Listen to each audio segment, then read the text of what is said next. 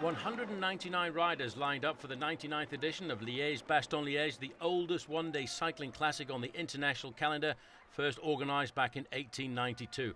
And as it is habit, it was dominated by an early breakaway of 6 riders, but by the time they came to the Côte de la Redoute, with 40 kilometres left, all of the big guns were starting to fire, and they were pulling back that 6-man breakaway one by one.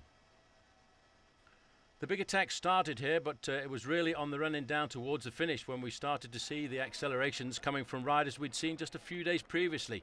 Carlos Betancourt, a 22-year-old Colombian, was really trying to light up the race, but they were all trying to chase down one man who was leading the event at that time, and that of course was the big Canadian rider, Ryder Hagedal.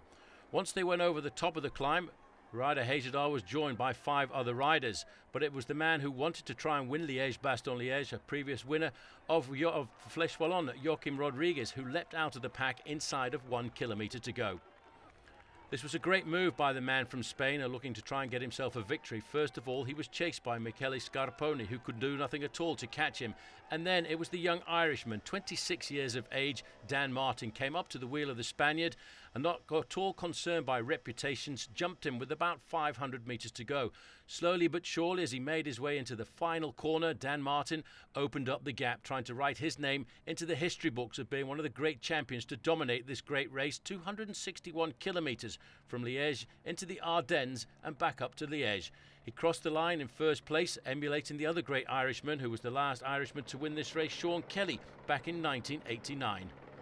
Rodriguez had to settle for second place, and it was another Spaniard came up to the line to outsprint everybody else to take third, Alejandro Valverde. A little bit further back, the world champion Philippe Gilbert did everything he could to keep himself in the placings and crossed the line in 7th position, while last year's winner Maxime Iglinski was only 6th. So there's confirmation, Dan Martin writing his name into the champions book there ahead of Joachim Rodriguez and Alejandro Valverde.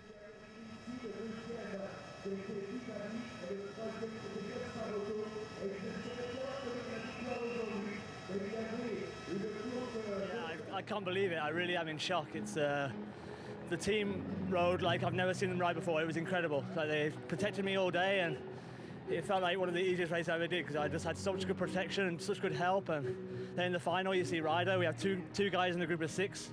Like, it really is incredible.